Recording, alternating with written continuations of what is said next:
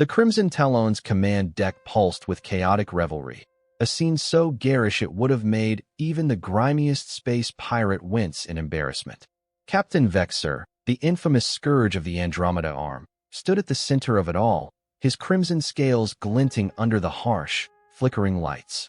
He raised a glass of fermented plasma, the liquid swirling like a trapped storm. Around him, his ragtag crew of outcasts and miscreants hooped and hollered, their cheers as refined as a stampede of drunken space cows. A toast.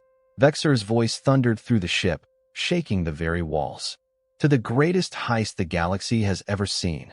57 human younglings, snatched right from under their pathetic guardians' noses. Can you imagine the audacity? The crew roared, their bizarre appendages, tentacles, claws, and mechanical limbs, waving glowing celebration tokens in a frenzy of triumph. Lieutenant KZ, Vexer's slippery second-in-command, slithered forward, his serpentine lower body gliding across the deck. "Captain, the ransom demands are ready," he hissed, his voice dripping with anticipation. "Shall I transmit them to the human colony?" Vexer's mandibles clicked with smug amusement.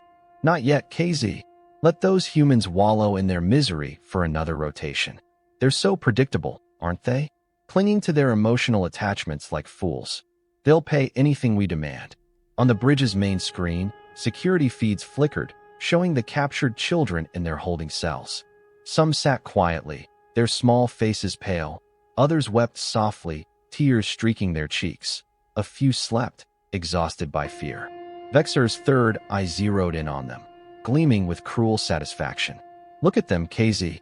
So docile, so utterly helpless. Those tales of humans being dangerous? Pure propaganda. Their young can't even defend themselves." His laugh grated like metal on metal, echoing through the deck. Oh, how wrong he was. A junior officer, barely seasoned and fresh from the Outer Rim Pirates Academy, dared to interrupt. "But Captain," he stammered, "I've heard stories about the human military's response. Aren't they?" Silence. Vexer's tail lashed out, nearly striking the young officer, who flinched. "Those are ghost stories spun by failed pirates to cover their incompetence. Humans are soft, their technology laughably primitive compared to ours. Their so-called Earth Defense Force? Huh. They're probably still puzzling over which end of their ships points forward." The bridge crew chuckled nervously, some exchanging uneasy glances. Vexer's confidence was the stuff of legend, but his habit of underestimating enemies? That was infamous too. "Besides," he continued, clinking his glass, "we're tucked away in the Scarlet Nebula. Our base is undetectable, our shields impenetrable. By the time those humans figure out where we are, we'll be rich enough to buy our own galaxy." Can you believe his arrogance? As if the universe itself mocked his boast, a small alarm chirped from the security station. The operator scrambled to silence it, scales twitching. "What was that?" KZ demanded, his bristles rising. "Nothing, sir," the operator mumbled. "Just some odd readings from holding cell block C, probably nebula interference." Vexer waved a dismissive claw. "See?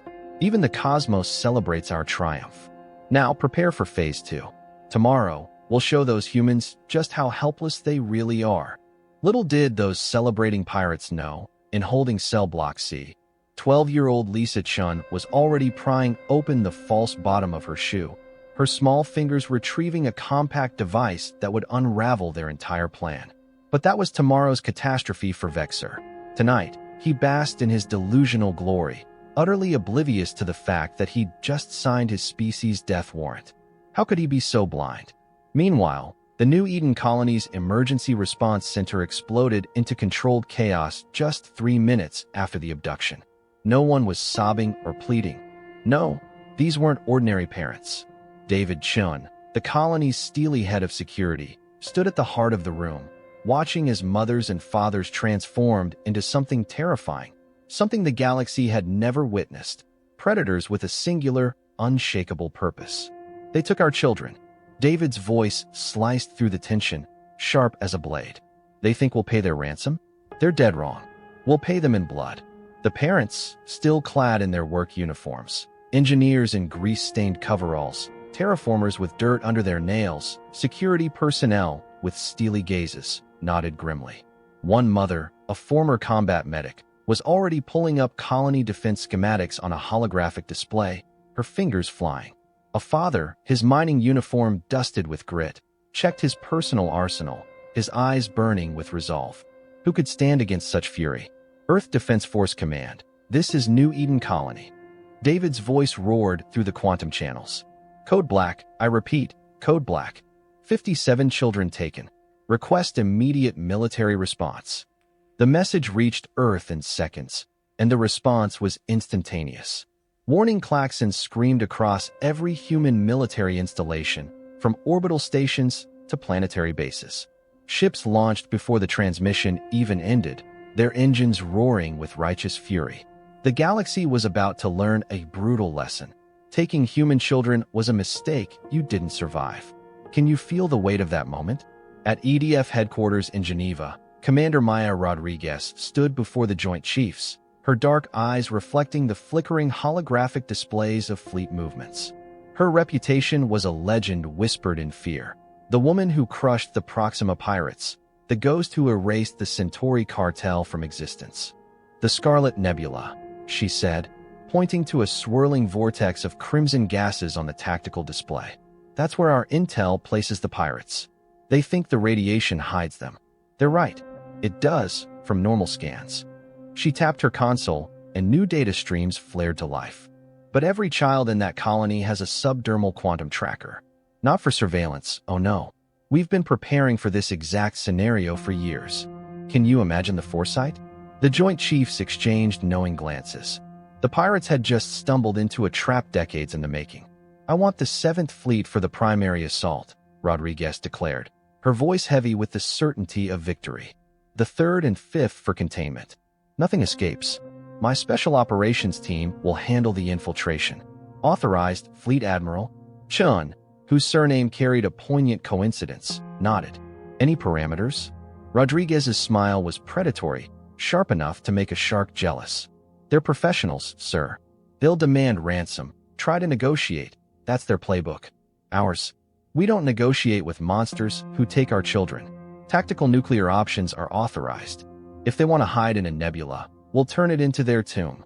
How chilling is that resolve? Within hours, the largest human fleet since the Mars Rebellion surged forward with deadly intent. Support ships bristled with enough firepower to glass an entire continent. Medical vessels stood ready, not for human casualties, but to recover the children, whole and unharmed. The galaxy was about to witness humanity's version of justice, and it would be relentless. On her flagship, the EDF Damascus, Rodriguez pored over the manifest of stolen children. Her gaze lingered on one name, Lisa Chun, David's daughter, a girl trained from birth for this very moment, a living trap woven into the fabric of the colony.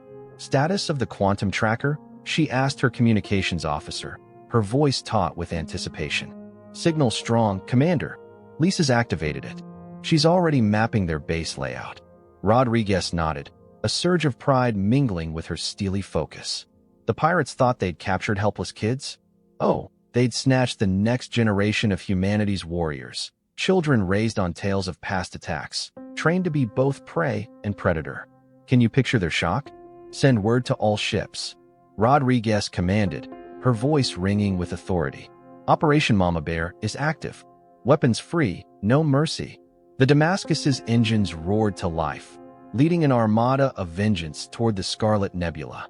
Somewhere in that crimson haze, Captain Vexer was about to discover why some species were labeled "Do Not Engage" in the galactic database. Did he have any idea what was coming? The Scarlet Nebula loomed before the human fleet like a gaping wound in the fabric of space, its crimson gases swirling and churning, hiding whatever lurked within.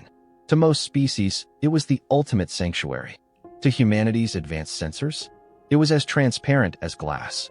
Multiple contacts, the Damascus's sensor officer called out, voice sharp with urgency. 15 small vessels, patrol formation, running dark, Commander. Rodriguez studied the tactical display, noting the pirates' positions. Amateur hour, she scoffed. Their patrol ships were arranged in a predictable grid, like pawns on a chessboard, begging to be swept aside. Time to show them how humans play chess. Launch Ghost Squadron, standard harassment protocol. Can you feel the tension building? 6 sleek fighters peeled away from the Damascus's hull, their stealth systems rendering them ghostly, nearly invisible. The pilots were elite, hand-picked veterans with more combat hours than most alien species had years of space travel. Ghost lead to all pilots. Captain Jack Morrison's voice crackled over the comm, steady and sure. We're not here to win, folks. We're here to make them panic. The fighters plunged into the nebula, their enhanced sensors slicing through the interference like a hot knife. Within minutes, they locked onto their first target, a small Corvette-class patrol ship, oblivious to its fate. The pirates never saw them coming. 2 precision strikes crippled its engines and communications, leaving the crew stunned, grasping at controls that no longer responded.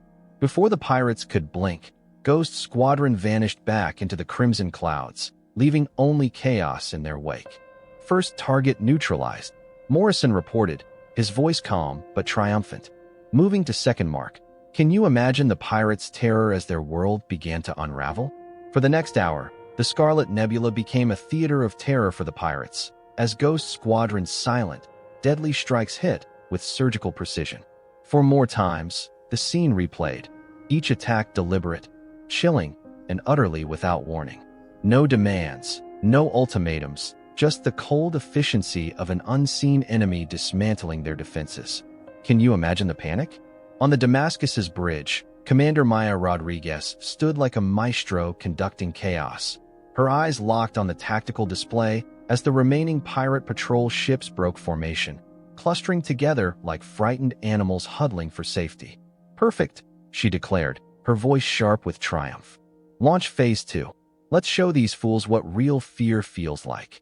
The Damascus's main guns roared to life, unleashing concentrated plasma beams that sliced through the nebula's crimson clouds, superheating the gas into dazzling patterns of light and energy. The shots missed the pirate vessels, deliberately, but the message was unmistakable. There's nowhere to hide. How could they escape such wrath? Incoming transmission, the comms officer shouted, urgency crackling in his voice. It's from their flagship. Put it through, Rodriguez commanded, her gaze unyielding. Captain Vexer's face flickered onto the main screen, his once vibrant scales dulled, his third eye twitching with nervous desperation. This is restricted space, he stammered, his voice trembling. You are violating, Captain Vexer, Rodriguez interrupted, her tone colder than the void of deep space. You have something that belongs to us. Vexer's mandibles quivered as he tried to regain control. The children are unharmed. We can negotiate. Before he could finish, a plasma beam tore through one of his remaining patrol ships, cleaving it in half. The explosion painted the nebula in vivid shades of orange and blue, a fiery warning. I don't think you understand, Rodriguez continued, unfazed, as if the destruction were mere background noise. This isn't a negotiation. This isn't even a battle. This is pest control. Can you feel the weight of her words? Ghost Squadron struck again, relentless and precise, obliterating 3 more ships in rapid succession. The remaining pirates lost all semblance of order, their ships scattering in every direction, some crashing into each other in their blind panic. You're insane, Vexer sputtered, his voice breaking with fear. This response, it's disproportionate. Rodriguez leaned forward, her smile sharp and predatory, like a wolf eyeing wounded prey. Disproportionate? No, this is restrained. You took children. Children.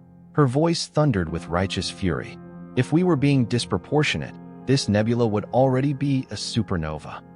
As if to drive her point home, the Damascus's targeting systems locked onto Vexer's flagship, not firing, but letting him feel the weight of their power. You have 1 hour, she declared, her voice ablade. Return the children, surrender your crew, and we'll let you live. Refuse, and we'll show you why humans are the only species in known space that still maintains dedicated warships. How could he not tremble at that ultimatum? You wouldn't dare, Vexer cried, grasping at straws. The Galactic Council. Another patrol ship vanished in a fiery explosion, this time from a mine Ghost Squadron had laid during their earlier passes. Check your database, Captain, Rodriguez snapped, her eyes blazing. Humans aren't signatories to the Galactic Council's conventions on proportional response. We made that crystal clear after the last time someone dared to take our children. The transmission cut off abruptly, Vexor's face vanishing from the screen. On the tactical display, the remaining pirate vessels scrambled into defensive positions around their hidden base, their movements frantic and uncoordinated. "Ghost Squadron, return to base," Rodriguez ordered, her voice steady but electric with anticipation. Phase 1 complete. As the fighters docked, she pored over the sensor readings from their passes. The pirates' base location was confirmed, their defenses meticulously mapped. Everything was unfolding exactly as planned. "Send word to the fleet," she commanded, her voice ringing with purpose. "Begin Phase 3. Let's remind the galaxy why humanity's children are off limits." Can you sense the tide turning? Deep within the pirate base, the holding cells were far from luxurious, but for 12-year-old Lisa Chun, they were the perfect stage for her mission. Sitting cross-legged on her bunk, she watched the guard rotation through half-closed eyes, her mind sharp and calculating. 3 guards, swapping out every 4 hours. Predictable, boring, utterly amateur. "Hey, weird lizard guy." Tommy Parker, an 8-year-old with a mischievous grin, called out to their current guard. "I need to use the bathroom again." The guard's scales rippled with annoyance, his mandibles clicking irritably. "4th bathroom trip this hour," he growled. The pirates hadn't yet realized the kids were using these trips to map the facility, counting steps, memorizing security checkpoints. "Again," the guard muttered, his voice thick with frustration. "This is why we should have taken Zenton Young. At least they only need waste disposal once per cycle." Oh, how clueless they were. Lisa suppressed a smile, her heart racing with quiet excitement. The guard's universal translator was flawed, riddled with gaps the children had learned to exploit.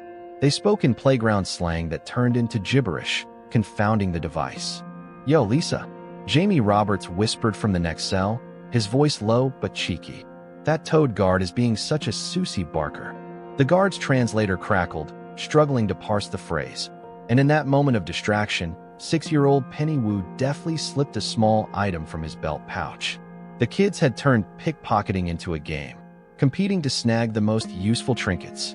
In her cell, Lisa worked on their growing pile of scavenged components. A power cell here, a comm chip there.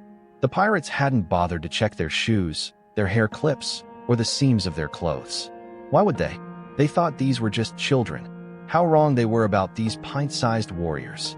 "Status report," Lisa whispered through the hidden comm network they'd built from stolen parts, her voice steady despite the thrill coursing through her. "Section ready," came the reply from the boys' cell block. Ryan cracked their door codes.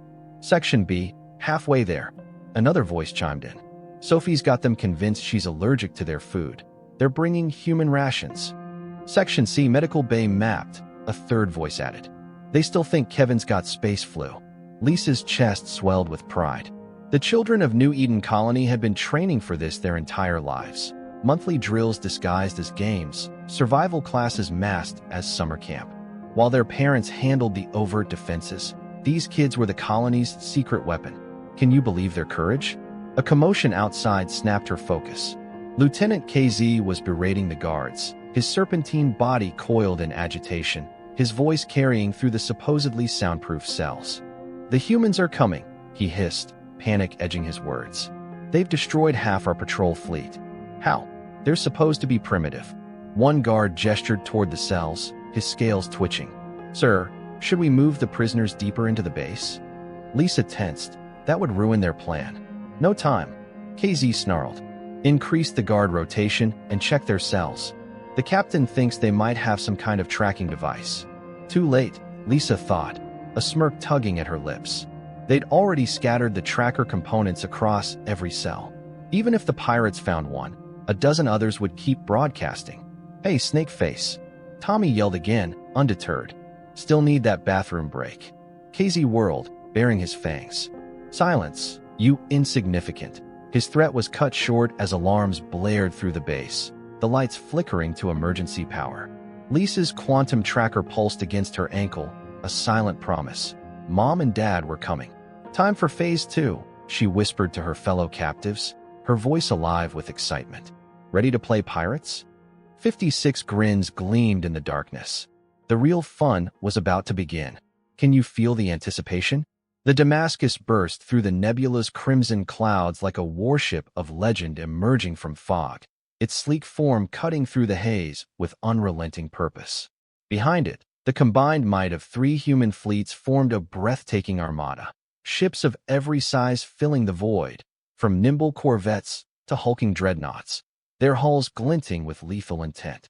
All ships, battle stations. Rodriguez's voice echoed across every channel, resolute and commanding. Initiate Operation Bedtime Story. The first wave erupted in a symphony of missile launches, hundreds of warheads streaking through space, their targeting systems locked onto the quantum trackers.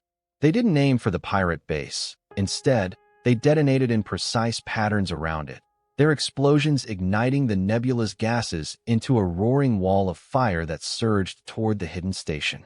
What a terrifying spectacle! Inside the pirate base, Captain Vexer stared in horror as his perfect hiding spot transformed into a death trap. "Raise all shields," he screamed, his voice cracking. "Launch everything we have." Pirate fighters spilled from concealed hangars, desperate to fight back, but they flew straight into Ghost Squadron's ambush. The dogfight was no contest. It was an execution. Human pilots, honed since childhood in virtual combat pods, wove through the chaos with artistry, proving why Earth's fighter combat was revered across the stars. "Ground team, you have your window," Rodriguez commanded, her voice steady amid the storm. From the Damascus's launch bay, 3 sleek drop ships detached, their matte black hulls absorbing light and sensor signals, rendering them near invisible.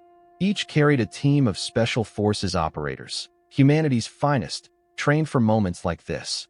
Thunder 1 through 3 on approach. Captain Marcus Chin's voice was calm but resolute as he led the insertion. Packages transmitting. "Lisa's got them exactly where we want them." The drop ships glided through gaps in the pirate base's shield coverage, gaps meticulously mapped by the children's stolen tech. They landed on the outer hull, magnetic clamps engaging with barely a whisper.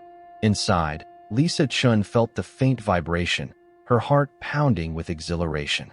"Places, everyone," she whispered through their makeshift comm network, her voice brimming with determination. "The show's about to start." Can you imagine the pirates' shock when they realize who they're really up against? The special forces struck with the precision of a well-oiled machine, breaching the pirate base's hull at 3 points simultaneously, their movements swift and silent like shadows in the dark. Thunder 1, led by the unflappable Captain Marcus Chun, carved through the maintenance section, their boots echoing faintly against the metal corridors. Thunder 2 dropped into the power distribution hub, their weapons at the ready, cutting through the dim, flickering lights. Thunder 3 emerged right outside the command center, poised for action. "Contact!" Chin's voice crackled over the comms, calm but laced with steely resolve as his team engaged the first group of pirates. Human weapons, engineered to pierce any known armor, tore through the defenders with terrifying efficiency. Can you imagine the pirates' shock? Moving to Junction S, Chin reported, his team advancing without hesitation. In orbit, the space battle reached a deafening crescendo, the Damascus's main guns roaring again, this time with surgical precision. The pirate base's external defenses crumbled under a relentless barrage, explosions lighting up the nebula in fiery bursts. How could anything withstand such fury? Inside the base, chaos erupted. "Sir," a pirate officer screamed at Captain Vexer, his voice shrill with panic. "They're inside the base. Multiple breaches, and the prisoners." His words were cut off as the power failed, plunging the base into darkness. Emergency lights flickered on, only to sputter and die, leaving the pirates scrambling in near blackness. In the holding cells, 57 children moved with the coordination of seasoned operatives, their small forms darting through the shadows. Every lock that hadn't already been picked was shorted out with makeshift tools. Every guard who hadn't been pickpocketed found their weapons inexplicably jammed or powerless. These weren't just kids, they were a force of nature. "This is Thunder 1. Chin's voice broke through the base's hijacked comm system, steady and commanding. "We're approaching cell block Elisa, status?" His daughter's voice answered with professional clarity, a 12-year-old sounding like a seasoned commander. "Cell block is secure, Dad. Tommy's team has control of their security station. Jim's group is barricaded in the armory." Penny's little ones are safe in the maintenance shafts. You've got a clear path to the command center. Can you believe the courage in her voice? The Special Forces teams converged on their target like a storm, encountering only sporadic resistance. Most pirates were too dazed, too overwhelmed, trying to comprehend how a group of children had seized control of half their base. "Commander Rodriguez," Chen reported, his voice calm but electric with anticipation. "We're outside the command center, ready to breach on your mark." In orbit, Rodriguez watched the tactical display with a fierce satisfaction, her dark eyes reflecting the glowing data streams. The pirate fleet was in tatters, their base defenseless, a crumbling fortress in the heart of the nebula. "Now for the coup de grace, Captain Vexer," she broadcast on all frequencies, her voice dripping with authority. "Your base is infiltrated, your ships are destroyed, your shields are down. But I'm giving you one last chance. Surrender now." The response was a desperate salvo of wild plasma fire from the base's remaining weapons, the shots veering wide, not even grazing the human ships. "I guess that's a no," Rodriguez said, her tone almost amused. "Thunder Team, execute breach. Ghost Squadron, begin attack run Omega. All ships, targeting solutions locked. Fire on my mark." Can you feel the tension exploding into action? The next 60 seconds were a masterclass in why humanity's militaries never scaled back, even in times of peace. Thunder Team breached the command center from 3 directions, their weapons firing in precise, controlled bursts that dropped pirates before they could react. Ghost Squadron screamed across the base's surface, their strafing runs obliterating the last defense turrets in a blaze of destruction. The combined human fleet unleashed a barrage that lit up the Scarlet Nebula like a newborn star, the explosions so brilliant they seemed to burn through the very fabric of space. When the chaos settled, Captain Vexer found himself staring down the barrel of Captain Chen's rifle, the cold metal a stark reminder of his failure. Behind him, Thunder Team secured the room with mechanical efficiency, their movements as flawless as a choreographed dance. Through the command center's shattered windows, Vexer could see the human armada surrounding his ruined base, an unyielding wall of retribution. "Congratulations," Chen said, his voice heavy with the weight of a father whose child had been threatened. "You survived. Now let me introduce you to something humans call consequences." How could Vexer face such righteous anger? Vexer knelt on the command center floor, surrounded by Thunder Team operators, his once mighty pirate empire reduced to ash in mere hours. His crew were either dead or in chains, their dreams of galactic dominance shattered. But something gnawed at him, a question he couldn't suppress. "How?" he demanded, his voice hoarse with disbelief. "How did you find us so quickly?" Before Chen could answer, Lisa Chen strode into the command center, still clad in her tattered prison jumpsuit, now adorned with a stolen pirate comm unit clipped to her belt. Behind her, the other children emerged from hiding spots. Vents, panels, shadowed corners, many clutching pilfered weapons and tech, their faces alight with defiance. "Would you believe we've been practicing for this since kindergarten?" Lisa grinned, giving her father a high five as she passed, her confidence unshakable. "Oh, right. You probably don't even know what kindergarten is." Can you picture Vexer's shock at being outsmarted by kids? Captain Chen's proud smile was impossible to hide, his eyes gleaming with love and admiration. "You see, Vexer, you didn't just attack any colony. You attacked New Eden, a colony built to lure pirates like you into a trap." Vexer's third eye blinked rapidly, his scales paling. "Impossible," he gasped. "The colony's only been around for 15 years. "Exactly." Commander Rodriguez strode in, her combat armor still smoldering from the battle, her presence commanding the room. 15 years ago, after the last attempted child snatching, Earth Command decided enough was enough. "We set a trap to end this practice for good." Lisa rolled up her sleeve, revealing a faint scar on her arm. "Every kid in New Eden has a quantum tracker. Not just any tracker, but one designed to cut through nebula interference. Dad made sure of that when he built the colony's security protocols." Chen's voice took on a fierce pride. "Lisa's not just my daughter. She's the prototype, the first of a new generation trained to turn kidnappings into ambushes." How brilliant was their foresight? Those monthly school drills. They were combat training, disguised as games to keep the kids sharp. Summer camp? Survival courses that taught them to thrive in chaos. Playdates? Tactical exercises to build unbreakable teamwork. The other children fanned out across the room, mirroring the Special Forces operators with eerie precision. Tommy Parker, barely 8, was already hacking into the base's mainframe, his small fingers dancing over alien controls with expert ease. The best part, Lisa added, her voice brimming with mischief.